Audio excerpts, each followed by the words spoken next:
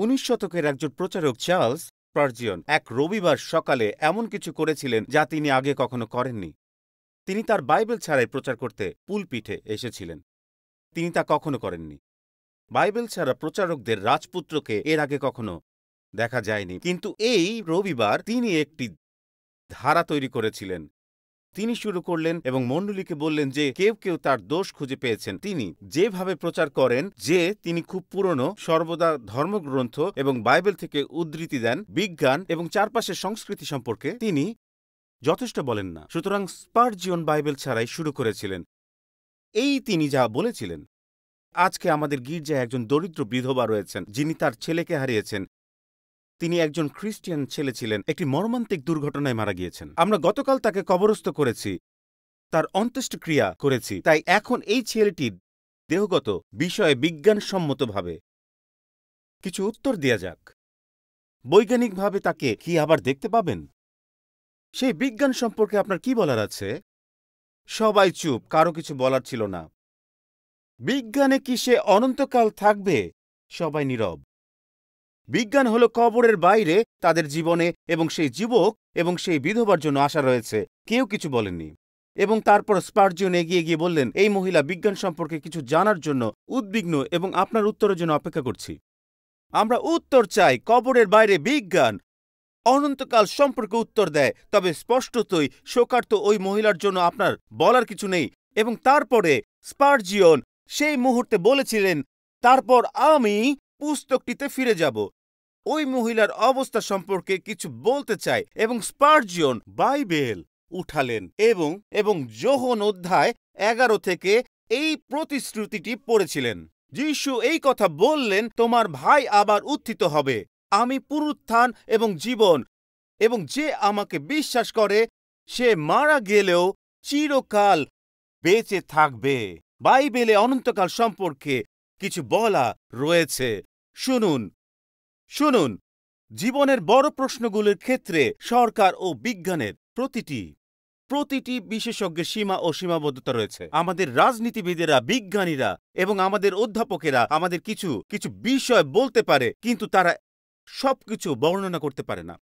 তারা আমাদেরকে কেন এবং কি করা উচিত সে পরিস্থিতি সম্পর্কে বর্ণনা করতে পারে না, এবং কেবল আপনাকেই তা করার ক্ষমতা দেয়া হয়েছে। এবং যখন মৃত্যুর পরে জীবনের কথা আসে, মণ্ডলী আমার কথা শুনুন, শুধুমাত্র একজন শাশ্বত ঈশ্বর অনন্তকাল সম্পর্কে বলতে পারেন।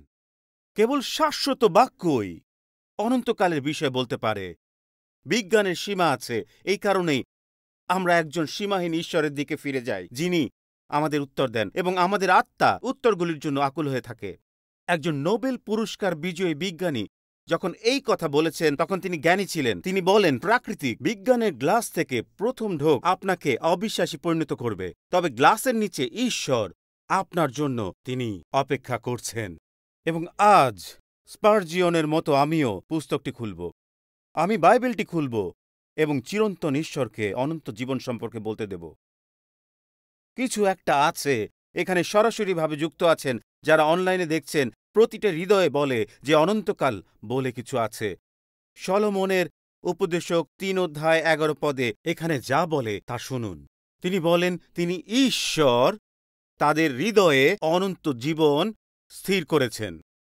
তিনি অনন্তকালের জন্য অনন্ত জীবন রেখেছেন। আপনাদের প্রত্যেককেই জীবনের পরে অনন্ত জীবনের কথা চিন্তা করা আমার কাছে অনেক কিছু ব্যাখ্যা করে। কারণ আমরা সময়ের সৃষ্টি। আমাদের হাত, আমাদের মুখ, চুল, আমাদের পা, আমাদের চোখ, এই সমস্ত কিছুর কার্যক্ষমতা কমে যেতে শুরু করে। আমরা বয়স্ক ও ধীর হতে থাকি। আমরা অসুস্থ হয়ে পড়ি, কারণ এই শরীরের সময়সীমা আছে, আমাদের দেহের সময়সীমা আছে, কিন্তু আমাদের আত্মা অনন্তকালীন। দয়া করে আমার কথা শুনুন, মনে রাখুন, অনন্ত জীবন তাৎক্ষণিক নাও পেতে পারেন, তবে এটি পাবেন। এটি আসছে। আমাদের ষষ্ঠ রাষ্ট্রপতি জন কুইন্সি অ্যাডামস সবচেয়ে আধ্যাত্মিক রাষ্ট্রপতিদের একজন হিসাবে বিবেচিত হয়েছিল। তিনি একজন প্রতিশ্রুতিবদ্ধ বিশ্বাসী ছিলেন এবং তিনি জানতেন যে তিনি অনন্তকাল কোথায় কাটাতে চলেছেন। যখন তিনি তার 80তম জন্মদিনে ছিলেন, তখন তিনি বোস্টনের রাস্তায় হাঁটছিলেন। তিনি তার শেষ দিনগুলোর খুব কাছাকাছি ছিলেন এবং তার 80তম জন্মদিনে জন কুইন্সি অ্যাডামস, আমাদের ষষ্ঠ রাষ্ট্রপতি, একটি বোস্টন স্ট্রিটে খুব ধীরে হাঁটছিলেন এবং একজন বন্ধু তাদের জিজ্ঞাসা করেছিলেন তিনি বলেছিলেন, জন কুইন্সি অ্যাডামস আজ কেমন আছেন? এখন শুনুন, দেহের সময়ের বিষয় এটি হলো পুরনো, কিন্তু এটা হলো তার হৃদয়ের অনন্ত জীবনের বিষয়। প্রাক্তন প্রেসিডেন্ট ভালোবাসায় উত্তর দিলেন।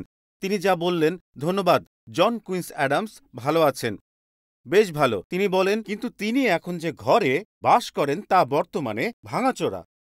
তিনি বলেন এর ভিত্তি এখন বেশ নড়বড়ে। সময় ও ঋতু একে প্রায় ধ্বংস করে দিয়েছে।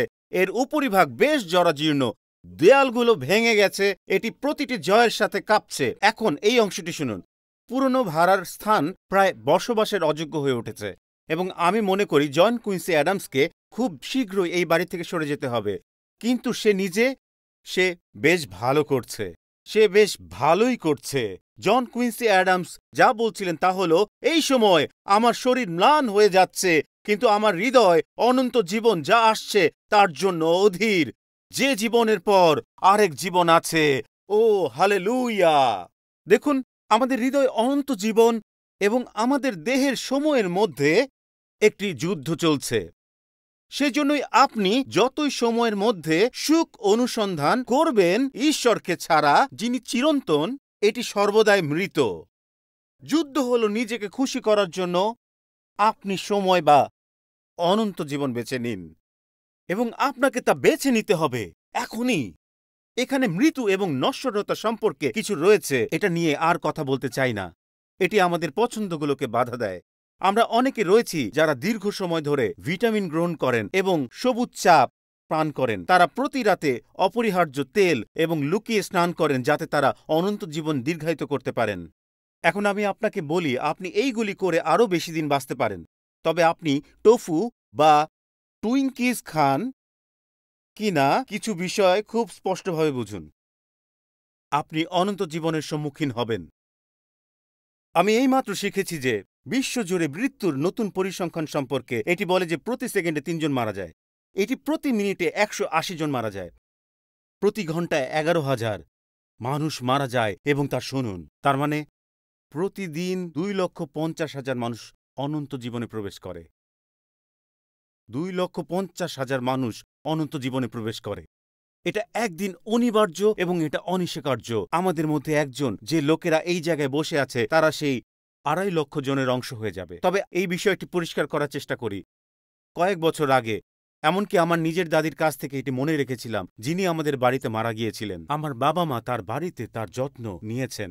আজ আমরা লোকেদের একটি হাসপাতালে, একটি নার্সিং হোমে রাখি। আমরা মৃত্যুকে আমাদের থেকে দূরে রাখার চেষ্টা করি। আমরা চিন্তা করি দৃষ্টির বাইরে তো মনের বাইরে। আমরা এমনকি আমাদের পোষা প্রাণীকেও মরতে দিই না। আমরা তাদের ঘুম পাড়িয়ে রাখি এবং আমরা ভাবি কেন আমাদের বাচ্চারা ঘুমোবে না। আমরা মৃত্যুকে মোকাবেলা করার জন্য চমৎকার শব্দগুচ্ছ ব্যবহার করি। আমরা এমন কথা বলি, তিনি আর আমাদের মধ্যে নেই, তিনি মৃত্যুবরণ করেছেন, কিন্তু এর কোনোটি মৃত্যুর নির্দিষ্টতা পরিবর্তন করে না। আমি শুনেছি যে তারা এখন funeral home director eternal management care সেন্টারকে কল করে। আপনি এটিকে কি বলছেন তা নিয়ে লোকেরা পরোয়া করে না। তারা শুধু না, তারা কেবল এটি এড়াতে চায় এবং তারা যে কোনো উপায়ে এটি এড়াবে, কারণ অনন্তকাল আমাদের হৃদয় রয়েছে। তাই আমরা সর্বদা এই পছন্দের সাথে লড়াই করছি। আমি গত সপ্তাহে একটি নিবন্ধ পড়েছি যে সৌদি আরব এখন বার্ধক্য কমাতে আপনাকে অনন্ত জীবনের দিকে যেতে বাধা দিতে বছরে 1 বিলিয়ন অর্থ ব্যয় করেন। গুগলের প্রতিষ্ঠাতা ল্যারি পেজ থেকে শুরু করে জেফ বেজোস পর্যন্ত, তারা সবাই $100 মিলিয়ন ব্যয় করেছেন, কারণ তারা অনিবার্য বিষয়কে দীর্ঘায়িত করার চেষ্টা করেছেন, যেটা সম্ভব ছিল না।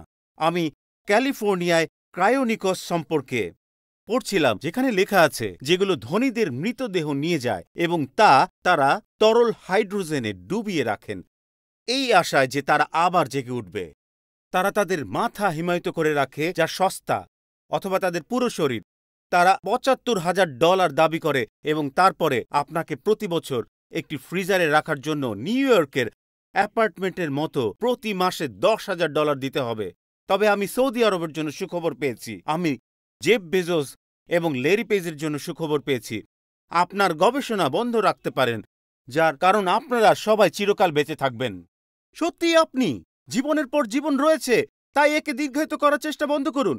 এটা সঠিক পথ নয় যেভাবে আপনি তা করতে যাচ্ছেন, কারণ বাইবেল আমাদের জানতে দেয় যে এই জীবনের পরেও আর একটি জীবন আছে। প্রেরিত পৌল আমাদের 2 কোরিন্থীয় 4 অধ্যায় 18 পদে শক্তিশালী কিছু বলেছেন। তিনি বলেন, যা দেখা যায় আমরা তার দিকে দেখছি না, বরং যা দেখা যায় না তার দিকেই দেখছি। যা দেখা যায় তা মাত্র অল্প দিনের, কিন্তু যা দেখা যায় না তা চিরদিনের। আমরা যে বিষয়গুলো সম্পর্কে কথা বলছি সেগুলো যেগুলো তিনি বলেছেন যে আপনি এখন দেখতে পাচ্ছেন না, এটা অনন্ত জীবন, এটাই চিরকালের অংশ যা সৌদি আরব এবং কোটিপতিরা বুঝতে পারছেন না। টাইম স্কয়ার চার্চ সর্বদা এই কথা মনে রাখবেন, পৃথিবীতে আমাদের জীবন কখনো শেষ না হওয়া গল্পের প্রথম পৃষ্ঠা। যে মুহূর্তে আপনি জন্মগ্রহণ করেন আপনি চিরকাল বেঁচে থাকেন জীবনের পর জীবনে। সিএস লুইস বলেছেন, খ্রিস্ট ধর্ম দাবি করে যে প্রতিটি ব্যক্তি চিরকাল বেঁচে থাকবে এবং এটি অবশ্যই সত্য বা মিথ্যা হতে হবে। এবং এরপর লুইস কি বলেছেন শুনুন, বলেছেন, এমন অনেক বিষয় আছে যেগুলো নিয়ে মাথা ঘামানোর কোনো মানে নেই। যদি আমি মাত্র 70 বছর বেঁচে থাকি, যদি আমি অনন্তকাল বেঁচে থাকতাম, তাহলে সেগুলো নিয়ে আরো ভালো চিন্তা করতাম। যদি আপনি চিরকাল বেঁচে থাকতে চান, আপনি সেই সম্পর্কে মাথা ঘামান। আপনি কবরস্থান, সমাধিস্থানের একটি সামান্য প্রতীক দেখতে পাবেন। আপনার জন্মের দিন এবং আপনি যেদিন মারা গেছেন তার মধ্যে দিনগুলোকে ড্যাশ বলা হয়, এবং সেই ড্যাশ প্রতিটি পছন্দের আপনার প্রতিনিধিত্ব করে। আপনি এই জীবনে যা করেছেন তা এটি তুলে ধরে। আপনি আজ সকালে এখানে আছেন, অথবা আপনি নরওয়ে থেকে অনলাইনে দেখছেন, সংযুক্ত আরব আমিরাত থেকে অনলাইনে দেখছেন, এটি আপনার প্রতিনিধিত্ব করে। সেই ছোট্ট ড্যাশে রয়েছে আমাদের সমস্ত সিদ্ধান্ত, আমাদের সমস্ত পছন্দ, আমাদের সমস্ত সম্পর্ক, আমাদের বিয়ে, আমাদের সন্তান, নাতি নাতনি সবই আছে। প্রতিটি সিদ্ধান্ত, প্রতিটি প্রভাব, প্রতিটি আঘাত, প্রতিটি ভালো সময় এবং প্রতিটি খারাপ সময়, সেই ছোট্ট ড্যাশে জন্ম তারিখ এবং মৃত্যুর তারিখের মধ্যে সেই ছোট্ট হাইফেনটিতে সবই রয়েছে। এবং এখানে প্রশ্ন হলো, আপনি আপনার ড্যাশের সঙ্গে কি করছেন? এটি সত্যি একটি প্রশ্ন, কারণ সেই ড্যাশের অন্য প্রান্তে সত্যি স্বর্গ নাকি নরক, ড্যাশের অন্য প্রান্তে আসলে কি রয়েছে। এবং আমাদের বুঝতে হবে, ভাইয়েরা, আমি আপনাকে এটি বলতে চাই, স্বর্গ এবং নরক সত্য একটি জায়গা, তারা মানচিত্রে একটি স্থান, আর এটি জীবনের পরে আরেকটি জীবন। তাই আজ আমি আপনাকে জীবনের পরের জীবনের একটি আভাস দিতে চাই। আমি প্রকাশিত বাক্যের অধ্যায় 7-এ বর্ণিত স্বর্গের এক ঝলক আপনাকে দেখাতে চাই, এবং তারপর আমি লুক অধ্যায় 16 থেকে আপনাকে নরকের একটি আভাস দিতে চাই। সম্ভবত নরকে কি ঘটে সে সম্পর্কে সবচেয়ে বিস্তৃত এবং সবচেয়ে সুনির্দিষ্ট বক্তৃতা যা আপনি বাইবেলে পড়তে পারেন, যা যিশু নিজেই আমাদের দেন। কিন্তু প্রথমে প্রকাশিত বাক্য 7ম অধ্যায় থেকে স্বর্গের এক ঝলক। বাইবেল 3টি স্বর্গের কথা বলে। প্রথম স্বর্গ যা আমরা দিনে দেখি, দ্বিতীয়টি আমরা রাতে দেখি, কিন্তু তৃতীয়টি আমরা বিশ্বাসের দ্বারা দেখি। এবং এই সেই স্বর্গ যার সম্পর্কে আমরা কথা বলতে যাচ্ছি। বাইবেলে স্বর্গের কথা 500 বার উল্লেখ করা হয়েছে। আমি মনে করি এটি যোহন অধ্যায় 14 যা স্বর্গের সর্বোত্তম সংজ্ঞা দেয়। আর এটাকে আমার বাবার বাড়ি, আমার বাড়ি বলে। আমি আপনাদের সুখবর দিতে চাই, পরিত্রাণ প্রাপ্তরা তাদের মৃত্যুর পরপরই স্বর্গে যায়। 2 করিন্থীয় 5 অধ্যায় 6 আমাদের তাই বলে। এই জন্য কখনো আমাদের সাহসের অভাব হয় না।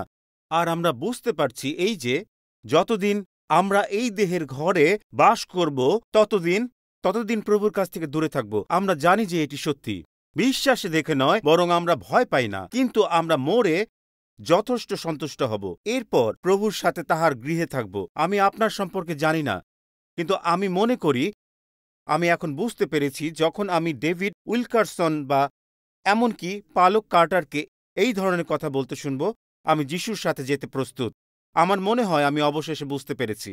মাঝে মাঝে আপনার পিছনে যুদ্ধ আর যুদ্ধ আর যুদ্ধ। সুধীজন, আমি শুধু আপনাদের বলছি, আমি মনে করি মাঝে মাঝে আমি যিশুর সাথে যেতে প্রস্তুত। কেউ কি কখনো এমন মনে করেন আপনি যান, আমিও প্রস্তুত? তা নয়, তা আমাদের ভিতরে নয়। কেউ কেউ হয়তো আমাদের দিকে এইভাবে তাকাচ্ছেন, আপনার চাও এমন কেন? কারণ ওটা আমাদের গৃহ, আমাদের নাগরিকত্ব স্বর্গে, এখানে নয়। আমরা শুরু করি, আমরা সেখানে যতই কাছে যাই আমরা বুঝতে শুরু করি যে আমরা সেই ব্যক্তি হতে চাই। আমরা মৃত্যুকে ভয় পাই না, এবং সেই কারণে আমি বুঝতে শুরু করি যে তা হলো কখন কোথায় আমরা যেতে চাই। আমরা সারা সপ্তাহ ধরে গান করছি। আমি কয়ের দলকে আমার সাথে সেই গানটি গাইতে বাধ্য করেছি যা আমি সারা সপ্তাহ ধরে গেয়েছি। শুধু গাচ্ছি, ঈশ্বর আমি আমি আমি এটি বিশ্বাস করি, এবং এটি আমার হৃদয়কে আনন্দিত করে। এই গানটি কতজনের মনে আছে? থাকবো যখন আমরা স্বর্গে, কি মহানন্দের হবে সেই দিন। আর যখন দেখব আমরা যিশুকে, তুলব ধ্বনি, গাব বিজয়ের গান। আপনাকে আরো ভালো গান গাইতে হবে, ঠিক আছে? আপনাকে অবশ্যই গান গাইতে হবে। অনলাইনে আসুন, আপনার সাথে কে দেখছে তাতে কিছু যায় আসে না। তারা ভাবতে পারে যে আপনি বিমানবন্দরে এটি গাইছেন। এভাবে ভাগবো যখন কি মহানন্দের হবে সেই দিন, যখন দেখব আমরা যিশুকে তুলব ধ্বনি। আসুন আরেকবার গাই, যখন আমরা সবাই এই মণ্ডলীতে গাইবো।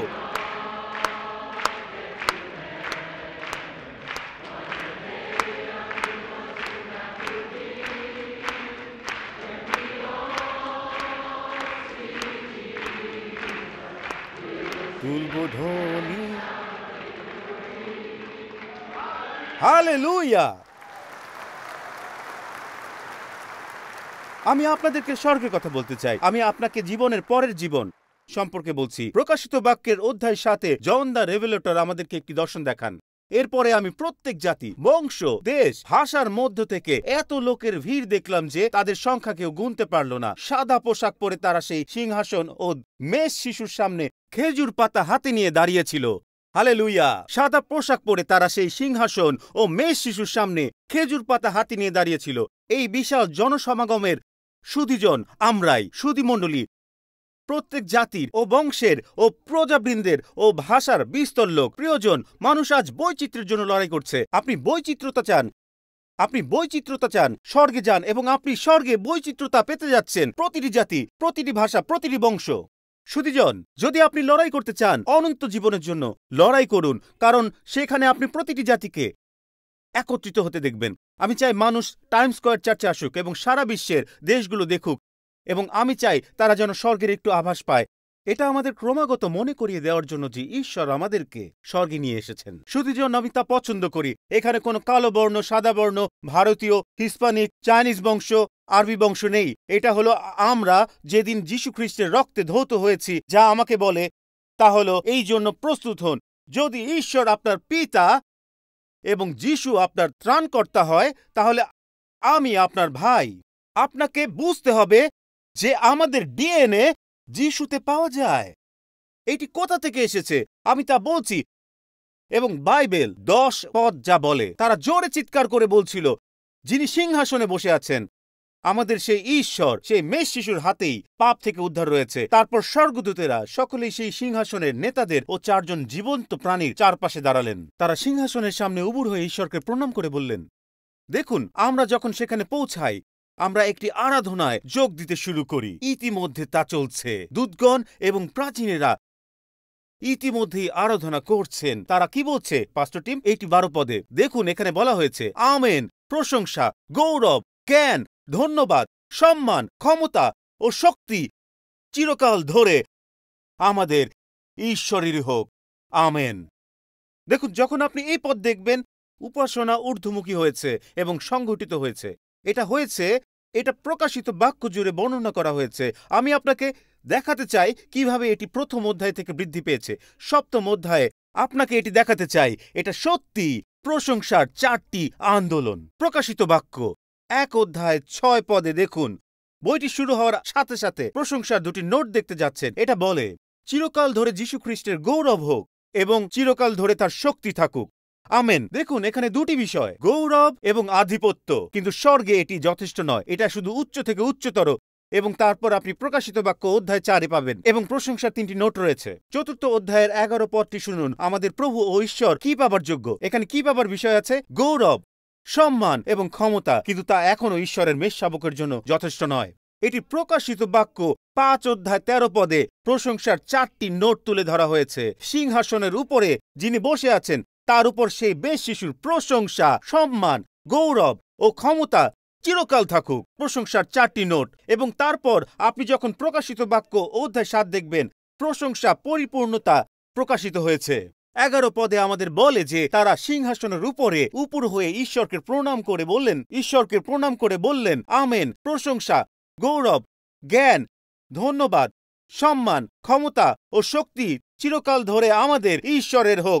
আমেন। প্রশংসা শুধুমাত্র স্বর্গে উঠে যায় এবং তারপর হঠাৎ করে স্বর্গ থেমে যায়।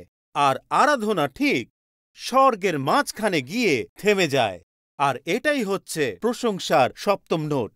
আর কেউ কেউ বলেন, এই লোকগুলো কে আমাদের সাথে আরাধনা করছে? দেখুন, একজন প্রবীণ কি বলেন যে 13 পদে কি বলেছেন শুনুন, আমি যোগ করেছি, শুনুন। সাদা পোশাক পরা এই লোকগুলো কারা? ওরা কারা? কোত্থেকেই বা এলো ওরা? হ্যাঁ, তারা আমরা। বলা হয়েছে সেখানে এইভাবেই আমরা স্বর্গের প্রশংসা সেবায় বিঘ্ন ঘটাবো। কারা এই লোকেরা? ওরা এসেছে ব্রঙ্কস থেকে, ব্রুকলিনের থেকে। এই লোকেরা কারা? কেউ কেউ এখানে নিউ জার্সি, ম্যানহাটন, ব্রুকলিন থেকে লোকেরা আছেন। এখানে দক্ষিণ আফ্রিকা থেকে, নাইজেরিয়া থেকে, রাশিয়া থেকে লোকজন রয়েছেন। এই একই জায়গায় রাশিয়ানরা এবং চীনারা রয়েছেন। রাশিয়ান এবং ইউক্রেনীয়, ভারতীয়, ইতালিয়ান, মেক্সিকান, সাদা কাপড় পরা ওই যে আরাধনায় সেবা করছে সেবাকারীদের মাঝখানে। ওরা কারা? ও 14 পদে আমি তাকে বললাম, দেখুন তো, আপনি জানেন। তিনি আমাকে বললেন, সেই মহাকষ্টের মধ্য থেকে যারা এসেছে এরা তারাই। এরা এদের পোশাক মেষ শিশুর রক্তে ধুয়ে সাদা করেছে। হালেলুয়া! মেষ শাবকের রক্তে। হালেলুয়া! আমি এটি পড়তে শুরু করেছি এবং আমি উঠে এসেছি। গৌরবের 3টি জিনিস আবিষ্কার করেছি যা আমি পড়তে চাই। আপনি এগুলো লিখে রাখুন। আপনি একটি আমন্ত্রণ দেখতে যাচ্ছেন যার প্রাপ্য ছিলেন না, একটি কৃতজ্ঞতা যা আপনি আশা করেন না, প্রকাশ করার মতো পর্যাপ্ত শব্দও নেই, এমন জীবন যা আপনি কল্পনাও করতে পারেননি। আমাকে আবার বলতে দিন, একটি আমন্ত্রণ যা প্রাপ্য ছিল না, একটি কৃতজ্ঞতা প্রকাশ করার পর্যাপ্ত শব্দও নেই, এমন জীবন আপনি কল্পনাও করেননি। আপনার সত্যি আছে এবং আমার স্বর্গের অভিজ্ঞতা কেমন সে সম্পর্কে কোনো ধারণা নেই। এটি এমন একটি আমন্ত্রণ যা কখনোই প্রাপ্য নয়। এখানে দেখুন 14 পদে, এরা এদের পোশাক মেষ শিশুর রক্তে ধুয়ে সাদা করেছে। আর্টি ক্যান্ডেল, যিনি মাসে একবার মঙ্গলবার রাতে এখানে কথা বলেন, তিনি এভাবে বলেছিলেন, খ্রিস্টিয়ান ধর্ম পৃথিবীতে একমাত্র ধর্ম যেখানে যেখানে প্রতিজ্ঞা রয়েছে যে আমরা স্বর্গে যাব। আমরা যা ঈশ্বরের জন্য করি তার জন্য নয়, বরং ঈশ্বর যা করেছেন তার জন্য। শুনুন, খ্রিস্টিয়ানত্ব হল একমাত্র পরিচয় যা আমরা গ্রহণ করি, অর্জন করি না। এখানে আমরা পুত্র ও কন্যা হয়েছি। আপনি তা উপার্জন করেননি, এটি মেষ শাবকের রক্তের মাধ্যমে হয়েছে। এভাবেই তা এসেছে। আপনি তা ভালো কিছু থেকে তা পাননি। আপনি তা সাইকেল চালিয়ে এবং ব্রিফকেস ধরে এবং ম্যাগাজিন বিক্রি করে এবং ক্ষতি করে এটি পাননি। সুধীজন, আপনারা শুনুন, আমার কথা শুনুন। ঈশ্বরের ন্যায় বিচার সম্পূর্ণরূপে এবং চিরন্তনভাবে আমাদের সন্তুষ্ট করেছে যখন যিশু তিনি আমাদের জন্য ক্রুশে তার রক্তপাত করেছিলেন। সেই কারণেই সেই বাক্যাংশটি এত গুরুত্বপূর্ণ। মেষ শাবকের রক্তে ধুয়ে গেছে। আমি পিবরিতে ম্যাসাচুসেটস লাইব্রেরির একটি সমস্যা সম্বন্ধে পড়ছিলাম। তাদের সমস্যা এটি ছিল না যে তারা একটি শিশুদের রেস্টুরেন্ট চাকি চিজের ডান পাশে ছিল। সমস্যা ছিল যে চাকি চিজে ঢুকতে একটা স্থান ছিল যেখানে মেশিনের টাকা দিয়ে ঢুকতে হতো আর টোকেন নিতে হতো, আর লাইব্রেরিটা পাশেই। তাই তারা সোশ্যাল মিডিয়াতে বলেছিল, তারা বলল আমাদের যা আছে তারা এটাই লিখল। তারা বলল তারা জনগণের জন্য একটি বিবৃতি দিল। লেখা হলো, আমরা দেখতে পাচ্ছি অনেকেরই লাইব্রেরিতে আসা বৃদ্ধি পাচ্ছে। তারা তাদের লাইব্রেরি জরিমানা চিকি চিজের সাথে দিচ্ছে। আর তারা বলল এটি আপনাকে মনে করিয়ে দেয় এটি কোনো বৈধ ব্যবসা না এবং বৈধ নগদ আয়ও না। আপনি চিকি চিজ টোকেন দিয়ে বই ফেরতের টাকা পরিশোধ করতে পারেন না। এটি কোনো বৈধ পরিশোধ না। আমি ভাবছিলাম কত লোক নিজের অর্থ দিয়ে স্বর্গে যেতে চায় এবং আপনি সেখানে যাবেন না। আপনি ভালো কাজ করেও সেখানে যাবেন না। আপনি কারো সাথে যুক্ত আছেন বলেও সেখানে যাবেন না। আপনি জলে বাপ্তিস্মের মাধ্যমে সেখানে তা পেতে পারবেন না। আপনি কোনো সম্প্রদায়ের দ্বারা সেখানে যেতে পারবেন না। আপনি সেখানে যেতে পারবেন না কারণ আপনি ইহুদি, আপনি মুসলিম, কারণ আপনি প্রোটেস্ট্যান্ট বা ক্যাথলিক। এটি যিশুর রক্ত এবং শুধুমাত্র যিশুর রক্ত যা আপনাকে স্বর্গে নিয়ে যেতে পারে। সেটাই এটি একমাত্র মুদ্রা যা আপনাকে সেখানে নিয়ে যেতে পারে। এটাও একটা কৃতজ্ঞতা প্রকাশ করার জন্য আপনার কাছে পর্যাপ্ত শব্দও থাকবে না। আপনি কিভাবে, পালক টিম? মানে কি, কেউ কয়েক বছর আগে, অনেক বছর আগে সিন্ডি এবং আমি টিকিট দিয়েছিলাম ও ইয়াঙ্কি স্টেডিয়ামে, এবং যখনই লোকেরা আমাদের টিকিট দেয় এটি কখনোই কার্যকর হয় না। আমরা সর্বদা স্বর্গের স্বর্গে থাকি। এটি কেবল নাক দিয়ে রক্তপাত হয়, এবং যখনই টিকিট বিনামূল্যে থাকে তখনই এই সমস্ত ঘটনা ঘটে। আমাদের প্রত্যাশার বাইরে কেউ বিনামূল্যে টিকিট দিয়েছে, কিন্তু আমরা যখন স্টেডিয়ামে পৌঁছলাম, পথ প্রদর্শক আমাদের আরও কাছাকাছি, আরও কাছাকাছি, আরও কাছাকাছি, হোম প্লেটের কাছাকাছি আমাদের একসাথে করল। আমি শুধু আপনাকে বলছি, খাবার ভালো ছিল, বাতাস পরিষ্কার ছিল, দৃশ্য অনেক ভালো ছিল। আমার কাছে আপনার জন্য সুখবর আছে, আপনি স্বর্গে দেরিতে পৌঁছাতে পারেন, কিন্তু তারা যেখানে রাখতে যাচ্ছেন তা কিন্তু বেশ চমৎকার। পালক টিম, কি বোঝাতে যাচ্ছেন? প্রকাশিত বাক্য ৭ অধ্যায়ের ৯ এবং ১৫ পদ আপনাকে স্বর্গে বসার তালিকা প্রদান করে। আপনি সিংহাসনের ঠিক সামনেই বসতে যাচ্ছেন। শুধু স্বর্গদূতেরা সিংহাসনের চারপাশে রয়েছে, তবে আপনি তাদের ঠিক অতীতে চলে যাবেন। আপনি সহস্রাব্দ ধরে স্বর্গে থাকা লোকদের অতীত হয়ে যাচ্ছেন, আর আপনি হঠাৎ করেই যাচ্ছেন কোথায়? এই টিকিটগুলি কোথায়? তারা আপনাকে নিয়ে হাঁটতে থাকবেন, আপনি কাছাকাছি হাঁটবেন। ১৫ পদে কি আছে শুনুন। সেই জন্য এরা ঈশ্বরের সিংহাসনের সামনে আছে, আর স্বর্গের উপাসনা ঘরে এরা দিনরাত তার সেবা করছে। তিনি সিংহাসনের উপরে বসে আছেন, তিনি এদের উপরে তার তাম্বু খাটাবেন। এই স্বর্গদূতেরা যারা ধার্মিকতার প্রাণী, কিন্তু আমাদের উপর যিশুর ধার্মিকতা রয়েছে। যিশুর ধার্মিকতা এখন আমাদের আবৃত করছে, এবং তিনি বলেছেন তারা আপনাকে একবারে সামনের দিকে নামিয়ে দেবে। এবং এখানে কি আশ্চর্যজনক, এই যা ঘটেছে, তিনি কথা বলেন। তিনি বলেন যখন সে তোমাকে নামিয়ে আনে, এবং আমার সাথে এর আগেও এমন ঘটনা ঘটেছে, তারা আপনাকে আরাধনায় কিছু দিতে যাচ্ছেন।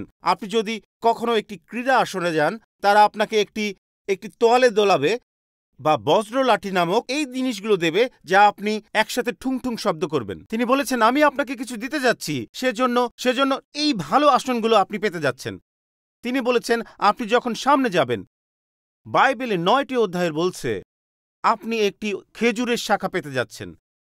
তাই আপনি খেজুরের শাখা নিয়ে আনন্দ করার জন্য কিছু করতে যাচ্ছেন। ইহুদিরা তাম্বুর উৎসবে এই খেজুরের শাখা এবং ফসল কাটা শেষ হলে খেজুরের শাখা নিয়ে যেত। সমাজের সমস্ত লোক একত্রিত হতো এবং তারা সেই খেজুরের শাখাগুলো দোলাবে। এবং এর মানে কি ছিল? আমরা এখানে কাজ করা শুরু করেছি, আমরা কিছু কঠিন সময়ের মধ্য দিয়ে যাচ্ছি, কিন্তু যেখানেই আমরা শুরু করেছি ফসল এসেছে। কিন্তু ঈশ্বরকে ধন্যবাদ, আমরা শেষ পর্যন্ত পেরেছি। দেখুন, দূতগণের কোনো খেজুরের ডাল নেই, কারণ তারা কোনো যুদ্ধের মধ্য দিয়ে যায়নি। দূতেরা তা পায় না, কারণ তারা কখনোই জানে না যে আরাধনা হল ক্যান্সার চিকিৎসার মতো। দূতেরা খেজুরের শাখা পেতে পারে না, কারণ তারা জানে না গির্জায় আসাটা কেমন যেন মাথা ব্যথা করে। এবং আপনি মনে মনে ভাবছেন আমি কিভাবে তা পৃথিবীতে করতে যাচ্ছি, কিন্তু তা সত্ত্বেও আমি কেমন অনুভব করছি তিনি এখনো প্রার্থনা করার যোগ্য। সেই দূতেরা যুদ্ধ করেনি, প্রতিরোধ করেনি, তারা ঈশ্বরের বর্ম নিয়ে দাঁড়ায়নি। সেই দূতেরা প্রার্থনায় কাঁদেননি এবং প্রার্থনা করেননি। আপনার কাছে একটি খেজুরের শাখা আছে যা বলে আমি এখানে, তা ঈশ্বরের কৃপা ছাড়া আর কিছুই নয়। একটি পুরনো গান আছে যেটি টাইম স্কোয়ার চার্চ কয়ার গাইতেন যখন ৫১তম এবং ব্রডওয়েতে দরজাগুলি এখানে খোলা হয়েছিল, যেটি বলে যে আমার হৃদয়ে একটি গান আছে যা দূতেরা গাইতে পারে না, এবং এটি মুক্তি পেল। এটি একটি গান যা বলে আপনি জানেন না আমরা কিসের মধ্যে দিয়ে গিয়েছি। আপনি এই পুরো সময় স্বর্গে রয়েছেন, আপনি কখনোই স্টেটেন আইল্যান্ডে বসবাস করেননি, সুতরাং আপনি জানেন না আমাদের এখানে কিসের মধ্যে দিয়ে যেতে হয়। আমাদের যুদ্ধের সম্পর্কে আপনার ধারণা নেই। আপনি জানেন না কিভাবে একজন অগোছালো স্বামীর সাথে গির্জায় যেতে হয়, অপব্যয়ী বাচ্চাদের সাথে উপাসনা কেমন ছিল আপনি জানেন না। কিন্তু কোনোভাবে পবিত্র আত্মার সাহায্যে হাত তুলতে পেরেছি, আমি গান গাইতে পেরেছি, আমি আনন্দ করতে পেরেছি, আমি বলতে পেরেছি ঈশ্বর যোগ্য। যদিও আমার হৃদয়ে আঘাত ছিল, আমি জানতাম যে সিংহাসনে একজন ঈশ্বর আছেন, এবং আমি আমার জীবনের এমন অবস্থা সত্ত্বেও তার উপাসনা করেছি। আমি আপনাকে বলছি আবর্জনা নিয়ে প্রচার করতে কেমন লাগে তা আমি জানি। কখনো এমন একটি খেলায় যান এবং সেই রুমাল এবং সেই বজ্রের লাঠিগুলো নিয়ে কাউকে দেখেন তাদের সাথে একটু বেশি উত্তেজিত হয়ে যাচ্ছেন মনে হবে এবং তারা এই সব করছে। শুধুজন আমি আপনাকে বলছি, আমি স্বর্গে থাকবো। এটি আমার মতো হতে যাচ্ছে, আপনিও যেতে যাচ্ছেন। আপনার কখনোই তাকে সেই খেজুর শাখা দেওয়া উচিত ছিল না। আমি আপনাকে বলতে যাচ্ছি, আমি তার সাথে মানুষকে আঘাত করতে যাচ্ছি। আমি এখানে আছি, আমি এটা তৈরি করেছি, আমি স্বর্গে আছি, আমি এখানে পেয়ে গেছি। যিশু যোগ্য। আপনি শুনতে পারেন, আমি কখন যুদ্ধ করেছি তা আপনি জানেন না, তবে আমি আপনাকে বলছি যে খেজুরের শাখা চারপাশে ঘুরছে। আমি স্বর্গে যাচ্ছি। Hallelujah, hallelujah, hallelujah, hallelujah. ও সমস্ত প্রশংসা ঈশ্বরের। আমাকে আমার পোশাক দিন, আমার বক্সের সেট দিন এবং আমাকে আমার খেজুরের শাখা দিন। আমি এখনই বলছি, শুনুন, আমি নরকে যাওয়ার জন্য এত লড়াই করিনি। আমি যুদ্ধ করেছি, কারণ আমি সেই সিংহাসনের সামনে স্বর্গে যাচ্ছি। শাস্ত্র যা বলে আমি তা বিশ্বাস করি। শাস্ত্র যা বলে তা আমি বিশ্বাস করি। শাস্ত্র যা বলে তা আমি বিশ্বাস করি। আমি বিশ্বাস করি। হ্যাঁ, আমি দুঃখিত গাব্রিয়েল, দুঃখিত মাইকেল। আমি মনে করি না যে আমি আগে কখনো দূতগণের প্রচার করেছি, কিন্তু আপনি ইন্টারনেটে পর্নোগ্রাফি প্রতিরোধ করেননি। আপনার শরীরে ক্যান্সার নিয়ে আপনাকে গান গাইতে হয়নি। বাত নিয়ে আপনাকে মাথা তুলতে হবে না। যখন আপনি জানতেন যে আপনার বেঁচে থাকার জন্য মাত্র কয়েক সপ্তাহ আছে, তখন আপনাকে কখনোই তার প্রশংসা করতে হয়নি। আমি দুঃখিত দূতগণ, আপনি জানেন না এটি কেমন। এই কারণে ঈশ্বর স্বর্গের গানের চেয়ে পৃথিবীর গানকে বড় হিসেবে দেখেন। কিন্তু সাদা পোশাক এবং খেজুরের শাখা পরিহিত লোকেরা সেই দূতগণের দৃষ্টি আকর্ষণ করে। সেই সাদা পোশাকের মানে হল এটা যিশুর মাধ্যমে, এবং সেই খেজুরের ডাল মানে আপনি যুদ্ধের মধ্য দিয়ে যাওয়া। যার মানে হলো এই, যখন আমার গায়ে পোশাকটি, সেই পোশাকটি, তার মানে হলো আমি এখানে যিশুর কারণে এসেছি। যখন আমি সেই খেজুর শাখাটি পেয়েছি, তার মানে আমরা যুদ্ধের মধ্যে দিয়ে চলেছি। যদি কোনো ব্যথা না থাকে, তাহলে কোনো খেজুর শাখা নেই, এবং যদি ক্রুশ না থাকে, তাহলে কোনো মুকুট নেই। দেখুন, কেন আমাদের এইভাবে ভাবা জরুরি। কেন আপনি প্রচার করবেন? আমি জানি সবাই ভালো যাচ্ছে। আমাদের বলুন কিভাবে। আপনি কিভাবে জানেন? কিভাবে অর্থের মাধ্যমে এটি করা যায়? আমাদের নেতৃত্বের নীতিগুলো বলুন এবং আমাদের লোকদের বলুন। আমি সেগুলো সবই শেষ করেছি। আমাকে শুধু আপনাকে কিছু বলতে দিন। চলুন, এটি আপনার নয়। আপনি যদি অনন্ত জীবন সম্পর্কে জানতে চান, যদি আপনি বাইবেল কি বলে তা শুনতে চান, এখানে আমি আপনাকে নীতি দেবার কেউ নই। আমি এখানে বলতে চাই এটি গুরুত্বপূর্ণ, স্বর্গ ও অনন্ত জীবন নিয়ে ভাবা। কেন? রোমিও 8:18 কি বলেছে দেখুন। তিনি বলেন, কারণ আমি মনে করি যে বর্তমান সময়ের দুর্ভোগ, আমি এই শব্দটিকে ভালোবাসি, যে মহিমা প্রকাশ করা হবে তার সাথে তুলনা করার যোগ্য নয়। করবেন না, এটি হাতছাড়া করবেন না। এটি আমাদের প্রকাশ করতে চলেছে। এই পথটা আবার দেখুন। আমি মনে করি এই বর্তমান সময়ের কষ্টগুলো সেই মহিমার তুলনায় কিছুই নয়, যা আমাদের জন্য প্রকাশিত হতে চলেছে। এটা যেন যোদ্ধার ভাষা। প্রতিবার যখন আপনি প্রলোভিত হবেন, এই কথাগুলো মনে করতে পারবেন। অযোগ্য, এই প্রলোভনে পড়া আমার জন্য অযোগ্য, এই পাপে জড়ানো অযোগ্য, সেই ওয়েবসাইটে যাওয়া অযোগ্য, ব্যভিচারে জড়ানো অযোগ্য, পর্নোগ্রাফিতে জড়ানো অযোগ্য, কারো প্রতি ক্ষোভ বা রাগ ধরে রাখা অযোগ্য, ডাক্তার রোগ নির্ণয় করেছেন না পছন্দ হওয়ায় ঈশ্বরের উপর রাগ করা অযোগ্য, বলার যে আমি আর গির্জায় যাব না। এগুলো সেই শব্দ, সেই প্রতিজ্ঞা যা আপনাকে প্রতিবার মনে করাবে যে কষ্টগুলো সাময়িক এবং সেই অনন্ত মহিমার তুলনায় কিছুই নয়। আপনারা কেউ কেউ বলেছেন, আমার কথা শুনুন, আপনারা কেউ কেউ ঘরে বসে আছেন। আপনি আজ আমাদের দেখার জন্য ছুটলেন, কারণ আপনি সবাইকে বলেছিলেন আমি আর গির্জায় যাই না। তারা ভণ্ডামি করছে, এবং আপনি আজ ছুটছেন। আমি জানি আপনার মধ্যে কেউ কেউ আজ দেখছেন এবং হঠাৎ করে আপনারা যেতে চাইছেন। তিনি কিভাবে জানেন?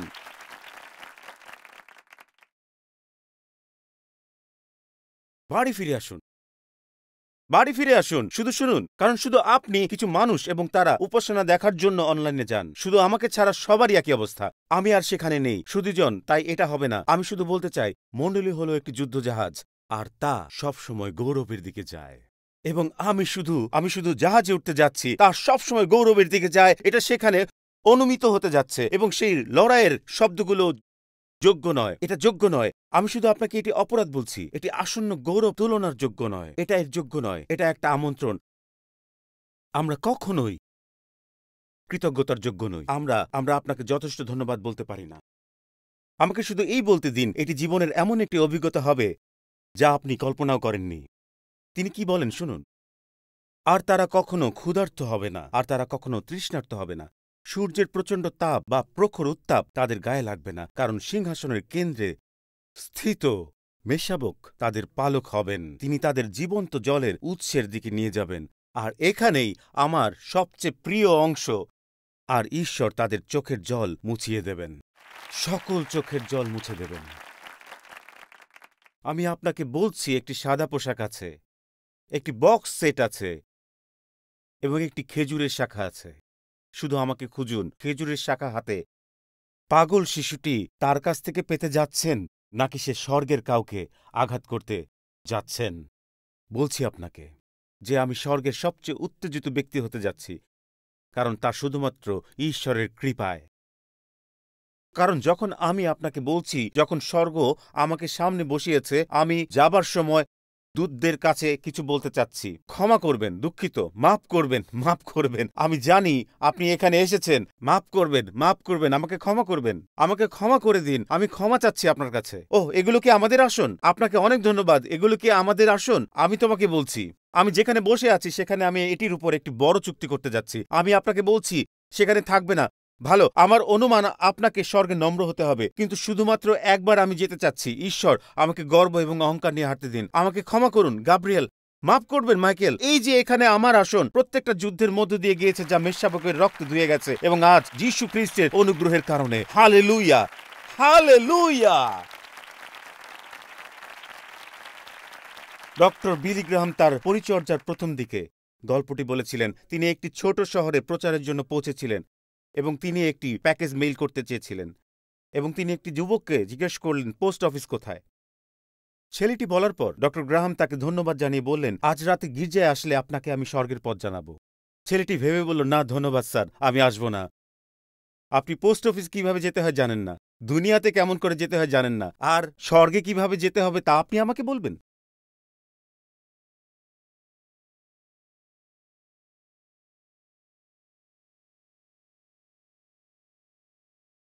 কিছু লোক আছে যারা বলে, আমি স্বর্গে বিশ্বাস করি, কিন্তু আমি নরকে বিশ্বাস করি না। এবং আমি উত্তর দিই যে যদি নরক না থাকে, স্বর্গও নেই। একমাত্র বাইবেল আপনাকে স্বর্গে বিশ্বাস করার জন্য অধিকার দেয়, যার নরক সম্পর্কেও শিক্ষা দেয়।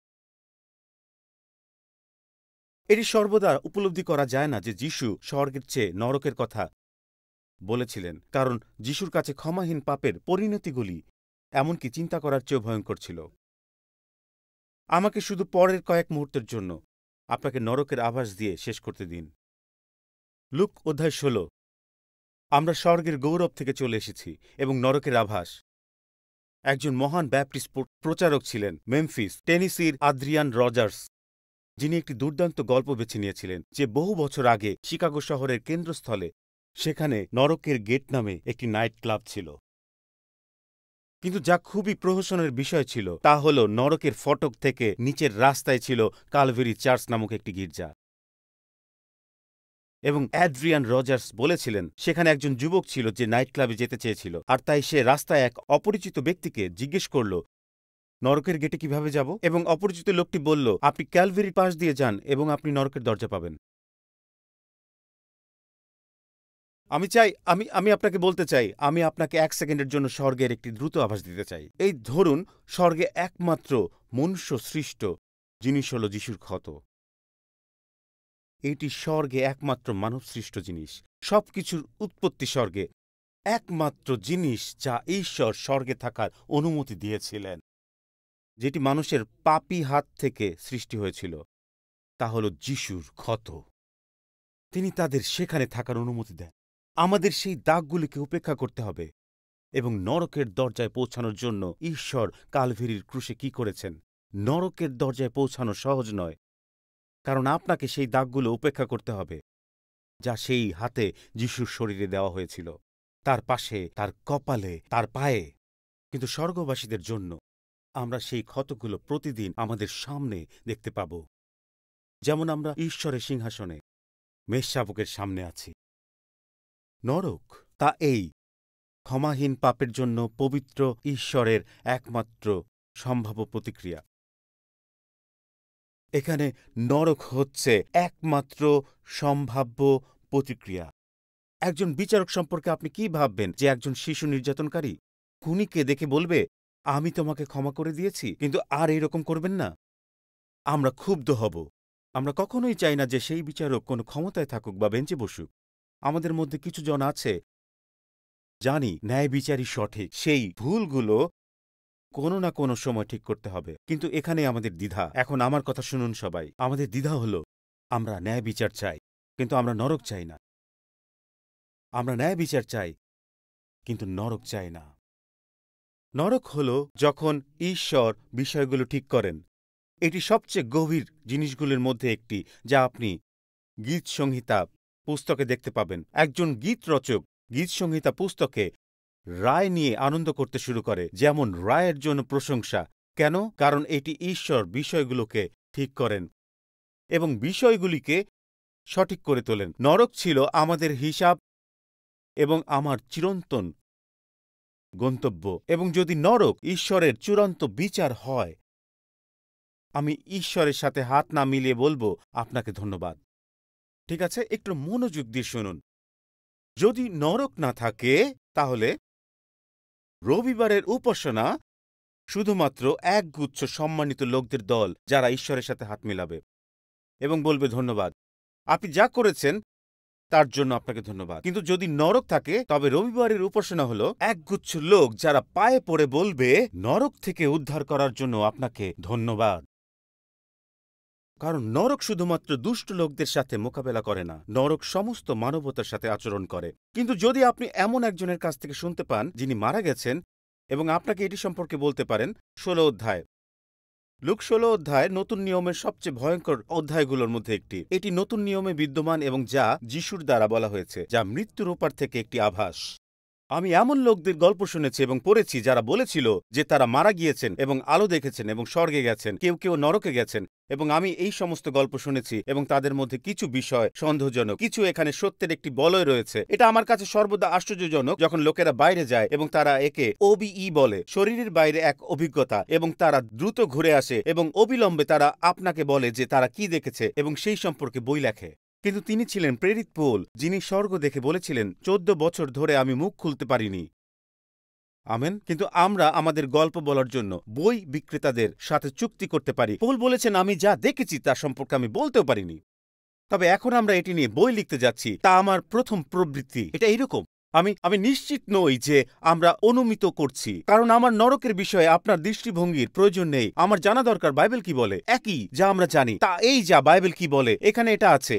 এই যিশু যা বলেছেন, যিশুর গল্প, এটি নয় কি? এটি কারো অভিনয়। এই যিশু যা বলছেন, এই যা ঘটেছে, এবং আমি আপনাকে ব্যাখ্যা করব কেন এটি একটি মহাকাব্য।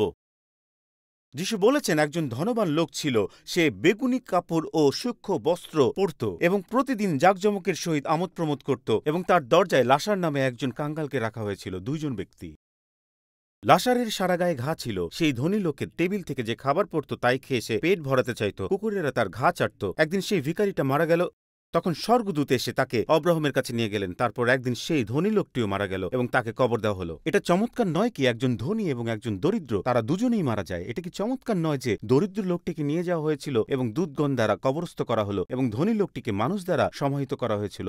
এবং পাতাল, নরকের আরেকটি শব্দ। তিনি যন্ত্রণার মধ্যে চোখ তুলে তাকালেন এবং অব্রাহামকে অনেক দূরে লাসারের বুকে দেখতে পেলেন, এবং তিনি চিৎকার করে বললেন, পিতা আব্রাহাম, আমার প্রতি দয়া করুন এবং লাসারকে পাঠান, যাতে তিনি তার আঙ্গুলের ডগাটি জলে ডুবিয়ে ঠান্ডা করতে পারেন। যে অংশ আমাকে পাগল করে তুলেছে, আমি যখন এটি পড়ি, এখানে ধনী লোকটি এখনো দরিদ্র লোকটিকে তার সেবা করানোর চেষ্টা করছে।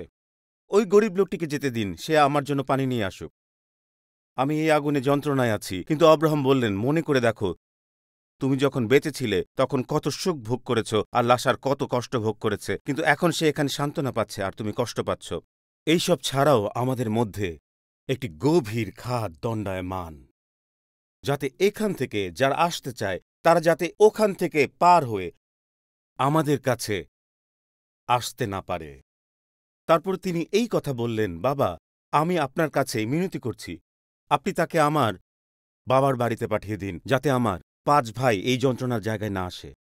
কিন্তু আব্রাহাম বলেছিলেন যে তাদের মসি এবং ভাওবাদীর কথা শুনতে তিনি বাইবেল সম্পর্কে কথা বলেছিলেন, লিখিত শাস্ত্র তাদের শুনতে দিন। তিনি বললেন, না, পিতা অব্রাহাম, কেউ যদি মৃতদের মধ্য থেকে তাদের কাছে যায় তবে তারা অনুতপ্ত হবে। যা এই লোকটি বুঝতে পারল না যে মৃতদের মধ্য থেকে কেউ তাদের কাছে এসেছিল, যিনি ছিলেন যিশু। তাই বললেন, যদি মসীহ ও ভাবাদির কথা না শোনে তবে তারা কখনোই শুনবে না, তাদের কখনো রাজি করানো হবে না। এমনকি যদি কেউ মৃত থেকে পুনরুত্থিত হয়, তবে এটি মৃত্যুর পরের জীবন, যা এই অনন্ত জীবন, মৃত্যুর পরের জীবন।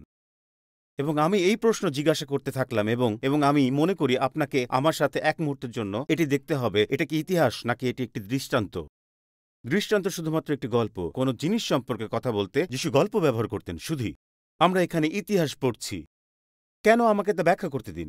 দৃষ্টান্ত এমন লোকদের দিয়ে শুরু হয় যাদের কোনো নাম নেই। একজন নির্দিষ্ট লোক এখানে গিয়েছিলেন, স্বর্গরাজ্যের সাথে তুলনা করা হয়েছে। এখানে এই দৃষ্টান্তে এমন নেই। আপনি একটি নাম পেতে পারেন, সেখানে লাসার আছে। যিশু বলেছেন, এমন একটি দৃষ্টান্ত নেই যেখানে আপনি খুঁজে পেতে পারেন যে তিনি একটি নির্দিষ্ট নাম ব্যবহার করেছেন। তিনি বলেন একজন নির্দিষ্ট মানুষ ছিল যিনি পুরো বাইবেলে সেই উক্তিগুলো ব্যবহার করেছেন। এই গল্পে ধনী গরিব উভয়ই মারা যায়। কেন? কারণ বাইবেল ইব্রিয় 9 অধ্যায় 27 পদে আমাদের বলে, এটা নির্ধারিত যে মানুষের মৃত্যু একবারই হয়, আর তারপরেই আসে বিচার। সুতরাং এখানে একটি প্রশ্ন। যখন আপনি আপনার জীবনের দৈর্ঘ্যের কথা ভাবেন, 70-80 ভাববেন না। এখানে দেখুন, প্রত্যেক মানুষের জীবনের দৈর্ঘ্য কত। এখানে বলা হয়েছে এটা চিরকালের জন্য, চিরস্থায়ী। যেদিন আপনি জন্মেছিলেন আপনি তখন চিরস্থায়ী হবেন এবং আপনি চিরকাল বেঁচে থাকবেন। একবার জন্ম নিলে মানুষের অস্তিত্ব ঈশ্বরের অস্তিত্বের মতোই চিরন্তন হয়ে ওঠে। পৃথিবীতে তার দৈর্ঘ্য 70 বা 80 বছর হতে পারে এবং বাইবেল এটিকে একটি বাষ্প বলে। কিন্তু এখানে আমি আপনাকে কি বলতে চাই, আপনার বিদেহী বন্ধু এবং পরিবার এখনও এই মুহূর্তে চিরকাল বিদ্যমান। চিরকাল। আপনি যে অন্ত্যেষ্টিক্রিয়ায় অংশ নিয়েছিলেন তা 70-80 বছরেই শেষ হয়ে যায়। তারা চিরকাল বেঁচে থাকে।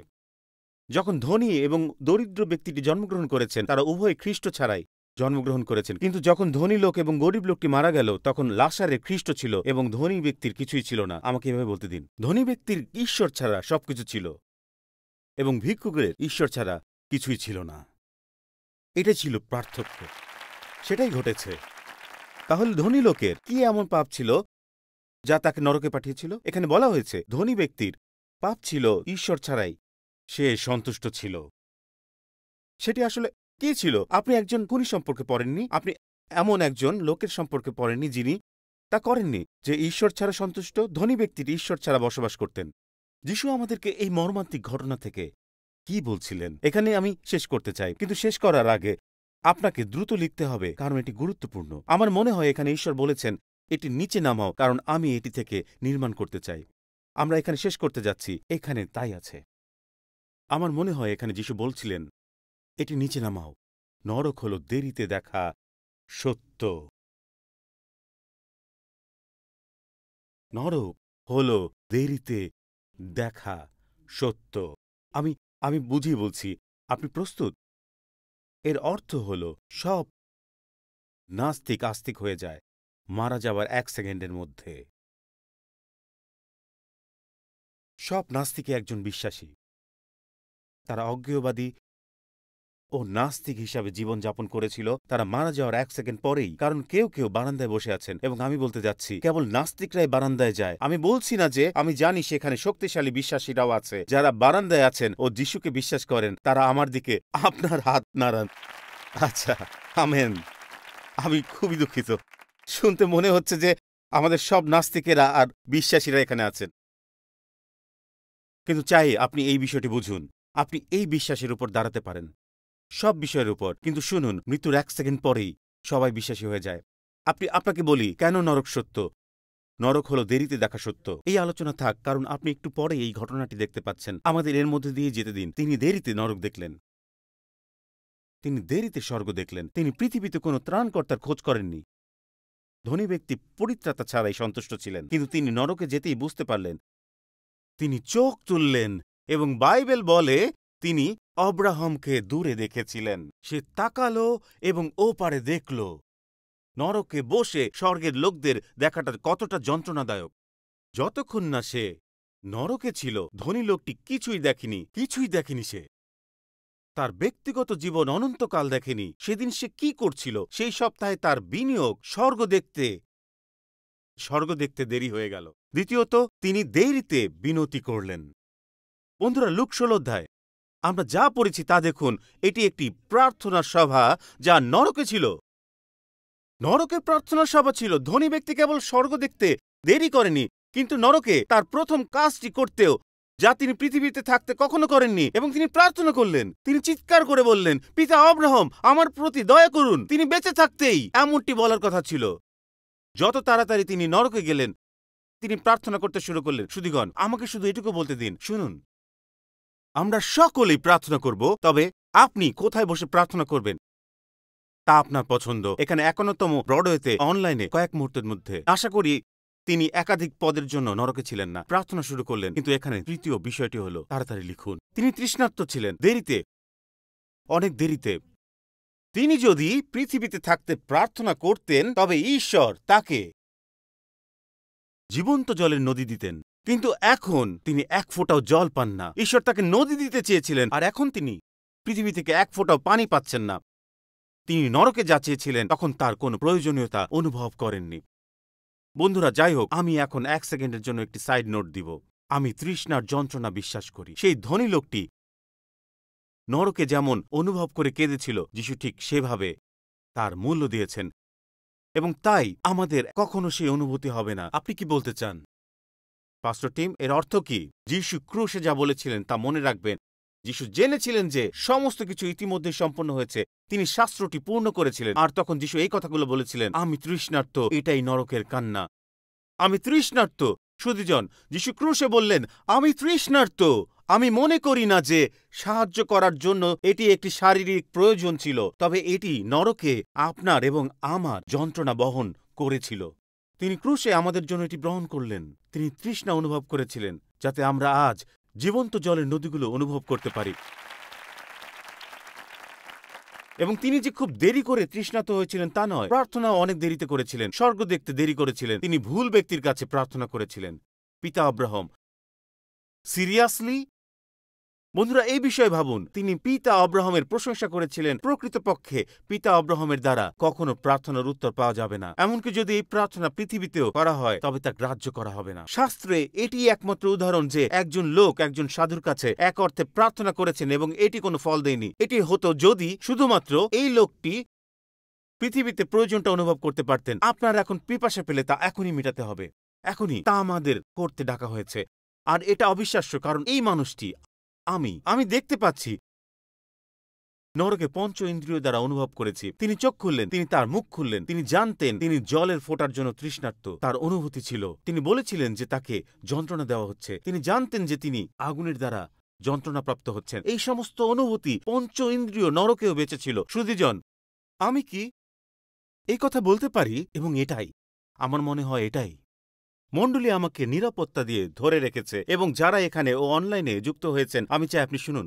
পালক হিসাবে আমি আপনাদেরকে বলতে চাই, এর জন্য আমাকে 90 সেকেন্ড সময় দিন। কেউ আছেন যারা আক্ষরিক অর্থেই আপনার চাবি পেতে পারেন। লোকদের নতুন জন্মের বিষয়ে যখন আমি বলি, তখনই আপনি আমাদের শোনা বন্ধ করে দেন। তখন অন্যদের জন্য মধ্যস্থতার প্রার্থনা আমাদের করা উচিত।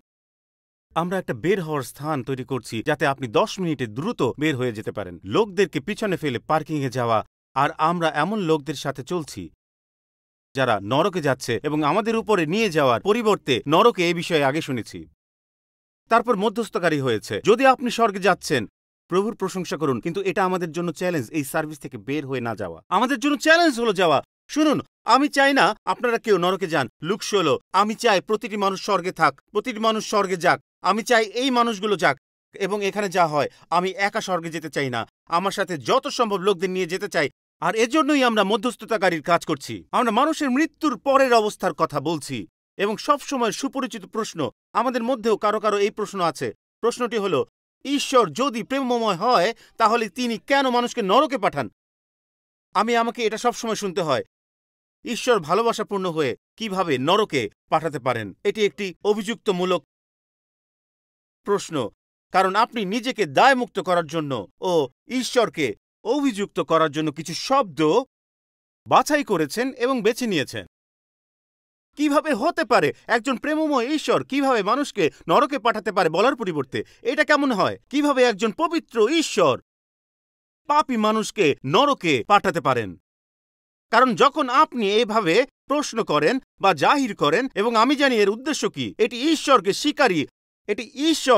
স্বীকারী আর মানুষকে শিকার হিসাবে প্রকাশ করে। ঈশ্বর এমন নয়, আমি এইভাবে বলছি, ঈশ্বর অপরাধীদের বিচার করেন, শিকার নয়। এবং মানুষ একজন পবিত্র ঈশ্বরের কাছে অপরাধী না হয়ে শিকার হিসেবে বিবেচিত হতে চায়, যেটি বড় বাধা। একজন প্রচারক ছিলেন, দেরিতে প্রচারক, অনেক দেরিতে।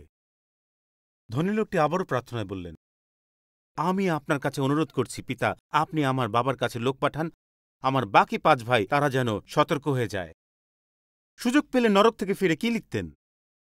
তিনি ভাইদের নরকে না আসার বার্তা দিতে চেয়েছিলেন। নরক এই লোকটিকে প্রচারক বানিয়েছিল। অনেক পরে, অনেক দেরিতে তিনি বিনতি করলেন, অনেক দেরি করে বিনতি করলেন, দেরি করে। তিনি স্বর্গ দেখলেন দেরি করে, তৃষ্ণার্ত হলেন দেরি করে, এখন প্রচারকও হলেন দেরি করে। চিন্তা করুন, আমরা আজ যে চ্যালেঞ্জের মুখোমুখি হয়েছি তা চিন্তা করুন। স্বর্গের ঝলক, নরকের ঝলক, অনন্তকালে ভারসাম্য আছে। যারা আমাকে শুনছেন, এই বিষয় দিয়ে আজ শেষ করতে চাই। সলোমন বলেছিলেন, অনন্তকাল আমাদের হৃদয়ে। আমরা প্রথম পদ পড়েছি, উপদেশক 3 অধ্যায় 11 পদে, আমাদের সকলের হৃদয়ে অনন্তকাল আছে। এরপর সলোমন আমাদের জীবন শেষ করার আগে মনে রাখার জন্য আরেকটি গুরুত্বপূর্ণ অনুরোধ করেন। উপদেশক 12:6 তিনি কি বলেছেন শুনুন।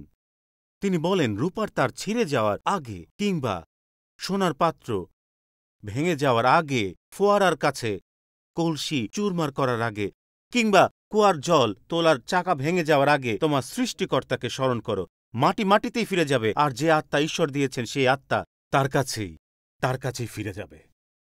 তিনি বলেন, রূপার দড়ি ছিঁড়ে যাওয়ার আগে তাকে স্মরণ করো। মনে রেখো ঈশ্বর, মনে রেখো এই জীবনের পরবর্তীতেও জীবন আছে।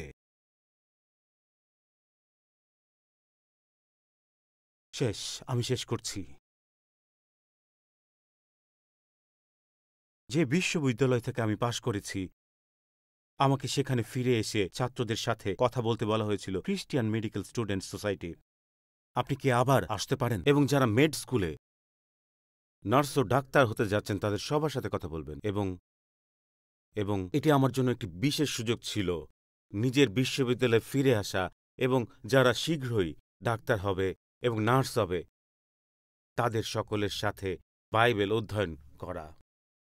আমি মনে করি আমার পাওয়া সবচেয়ে অদ্ভুত আমন্ত্রণ ছিল এটা। এবং শেষ হওয়ার সাথে সাথে আমি এটি ছিল, তারা বলেছিল, পাস্টর টিম, আমরা আপনাকে বেজমেন্টে নিয়ে যেতে চাই এবং যে মৃতদেহ নিয়ে আমরা বিজ্ঞানের জন্য কাজ করি তা দেখাতে চাই। সুধীবৃন্দ, বলে রাখি, আমি প্রথমে এটা অনুভব করিনি। আমি এমনভাবে যাচ্ছিলাম, না, আর কোনো উপায় নাই এখানে। আমি মৃতদেহ দেখতে একটি বেসমেন্টে যাচ্ছি এবং সে বলল, তা শীঘ্রই হতে চলেছে, ডাক্তার যাচ্ছেন, আমি আপনাকে দেখাতে চাই। আমি এই মেডিকেল ভবনের অভ্যন্তরে নেমে যাচ্ছি। আমরা এক জায়গায় নেমে যাই যেখানে তারা মৃতদেহগুলো নিয়ে কাজ করে, এবং তিনি বলেন, আমি এখানে কি কাজ করছি তা দেখাতে চাই। এবং সুধীজন, সে আমাকে একটি মানব হৃদয় দেখাল এবং সেই হৃদয়টি উন্মুক্ত করা ছিল। এটি লক্ষণীয় যে একটি হলুদ রেখা, এটি একটি হলুদ সুতোর মতো দেখাচ্ছিল। এবং তিনি বললেন, এটাই পাস্টর টিম, এই যে এটাই। তিনি বলেন, যখন এটি বন্ধ হয়ে যায়, তিনি বললেন, এটি 1 নম্বর হত্যাকারী। এই ছোট্ট হলুদ সুতো আমাদের দেশের যে কোনো জিনিসের চেয়ে বেশি জীবন শেষ করেছে। আমি বললাম, কি সুধীজন, আমি একটি হলুদ সুতা দেখেছি। এক মুহূর্ত আমার দিকে তাকান। আপনাদের মধ্যে কেউ কেউ লিংকন টানেলের মতো হলুদ সুতোর মতো বসবাস করছেন। এটা একটা সুতা, আপনি কি জানেন? হাত নামান। স্বর্গ নরক খুব দূরের কোনো স্থান নয়, এটি একটি যোগসূত্র যার দ্বারা আমরা আজ এখানে। একটি যোগসূত্র। আমরা অনন্ত জীবনের সাথে মেতেছি এবং এটি কতটা গুরুত্বপূর্ণ তা বুঝতে পারছি না। একটা গল্প বলি। একজন সহকর্মী কবরস্থানের পাশ দিয়ে হেঁটে যাচ্ছেন। তখন তিনি এই কথাটি সমাধি ফলকে দেখতে পেলেন। এটা লেখা ছিল, তুমি এখন যেমন আছো একসময় আমিও ছিলাম, এবং আমি যেমন আছি তুমিও তাই নিশ্চিত। তাই আমি বলতে পারি, এখন যেমন আমি মিথ্যা বলছি, আমাকে অনুসরণ করার জন্য নিজেকে প্রস্তুত করো। ঠিক আছে, লোকটি এটি পছন্দ করেনি এবং তাই সে একটি চক নিয়েছিল এবং এর নিচে লিখেছিল, বলেছিল যে চকটি বের করেছে, শিলালিপির নিচে লিখেছে, এই সে যা লিখেছিল, আমাকে অনুসরণ করতে আমি সন্তুষ্ট নই যতক্ষণ না আমি জানি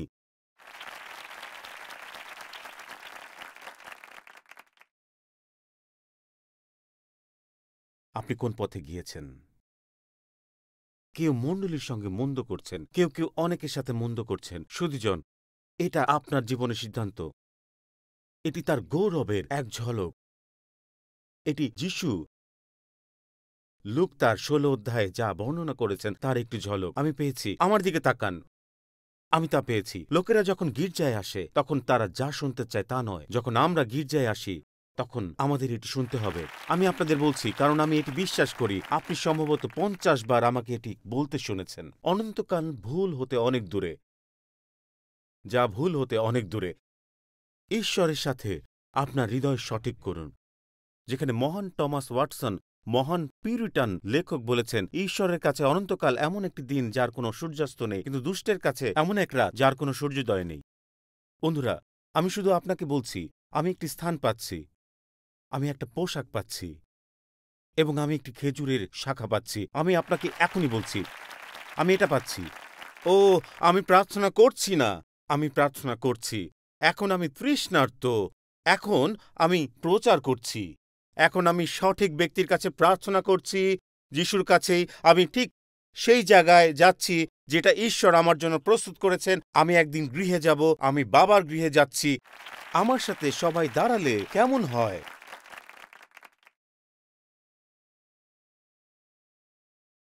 আমি জানি আমরা অনেক দূরে চলে গেছি, কোনো দুঃখ নেই, আমি দুঃখিত নই। এখন আমি এখানে বলছি, আমরা এটাই বলছি, চলে যাবেন না, প্রার্থনা করুন, প্রার্থনা শুরু করুন। আপনি যদি কোট বা অন্য কিছু পরে থাকেন, সমস্যা নেই, ঠিক আছে, আপনি দ্রুত উঠুন। চলুন হ্যাম্পটন ইনে প্রবেশ করি, লোকদের স্বর্গে নিয়ে যাই। ঠিক আছে, আমরা কি তা করতে পারি? যারা অনলাইনে, আপনারা, আমি এবিসি জানি বলে কেটে চলে যাবেন না। এটা এবিসি, হ্যাঁ এবিসি। আমরা লোকদেরকে স্বর্গে নিয়ে যাওয়ার চেষ্টা করছি। সুধীজন, অনন্ত জীবন হলো ভারসাম্য, এবং এটাই যিশু বলেছেন। আপনারা কেউ কি বলেছেন আমি স্বর্গে যেতে চাই? এখানে যিশু এটি বলেছেন। কোনো মানুষ স্বর্গরাজ্য দেখতে পাবে না যদি না তাদের নতুন জন্ম হয়। সেটাই। সুতরাং আপনার সাথে যাই হোক না কেন, আপনি কিভাবে তা জানেন পাস্টর টিম? এটা যিশু বলেছেন। সুতরাং কেউ যদি তার বাড়ির ঠিকানা জানে তবে তিনি হলেন যিশু। এই জায়গায় আপনার সবার চেয়ে তিনি ভালো। সুতরাং কিভাবে স্বর্গে যেতে হয় সে সম্পর্কে আপনার যদি অন্য কোনো ধারণা থাকে এবং এতে নতুন জন্ম নেওয়া শব্দটি অন্তর্ভুক্ত না হয়, তাহলে আপনি ভুল নির্দেশনা পেয়েছেন, এবং আজ আপনি ভালো কিছু নতুন দিক নির্দেশনা পেতে পারেন। যিশু বললেন তোমাকে নতুন করে জন্ম নিতে হবে। এর মানে কি পাস্টর টিম? এর মানে হলো আপনার যেমন প্রথম জন্ম হয়েছে শারীরিকভাবে, আপনার আধ্যাত্মিকভাবে দ্বিতীয় জন্ম দরকার। যারা অনলাইনে দেখছেন শুনুন, এটা খুবই গুরুত্বপূর্ণ। হয়তো আপনি পেয়েছেন, হয়তো ইউটিউব আপনাকে আমাদের দেখার জন্য একটি পরামর্শ পাঠিয়েছে এবং আপনি এটি বন্ধ করতে পারবেন না, কারণ আপনার হৃদয়ে অনন্ত জীবন আপনার সাথে কথা বলছে। অনলাইনে যেখানেই থাকুন না কেন, যদি মালয়েশিয়া, ফিলিপাইন থেকে দেখছেন, যদি আপনি পুয়ের্তো রিকো থেকে দেখছেন, অথবা অথবা কেউ চিলি থেকে, পেরু থেকে দেখছেন, ঈশ্বর আজ আপনার সাথে কথা বলছেন। ঈশ্বর আজ আপনার সাথে কথা বলছেন, এবং এটি এখানে এই স্থানে। সুধী মণ্ডলী, প্রতিটি চোখ খোলা রাখুন, প্রতিটি মাথা উঁচু রাখুন। বলছি শুনুন, আমি আমি হ্যাঁ, এটিই অনন্ত জীবন, এটিই অনন্তকাল। আপনি যদি আজ এখানে থাকেন পাস্টর টিম, আমি নিশ্চিত নই আমি এই দরজা দিয়ে হাঁটছি কিনা। যদি আমি স্বর্গে অনন্তকাল কাটাতে প্রস্তুত থাকি, তবে আজ আমি সঠিক অনুভব করতে চাই। আমার হৃদয় এমন কিছু আছে যা ছাড়তে পারছি না। আমি চলে যেতে চেয়েছিলাম যখনই আমি নরক শব্দটি শুনলাম। আমি যাচ্ছি, আমি নরকবিহীন মণ্ডলী খুঁজতে যাচ্ছি। আমি শুধু স্বর্গের কথা বলে এমন একটি মণ্ডলী চাই। ঠিক আছে, আমাকে কিছু বলতে দিন, এটা অর্ধেক সত্য। তাহলে এটি আপনি আজ এখানে থাকলে পাস্টর টিম বলুন, আমার বলার মধ্যে আমি প্রস্তুত নই, আমি অনন্তকালের জন্য প্রস্তুত হতে চাই, আমি প্রস্তুত হতে চাই, আমি আমার পিতার বাটির জন্য প্রস্তুত হতে চাই।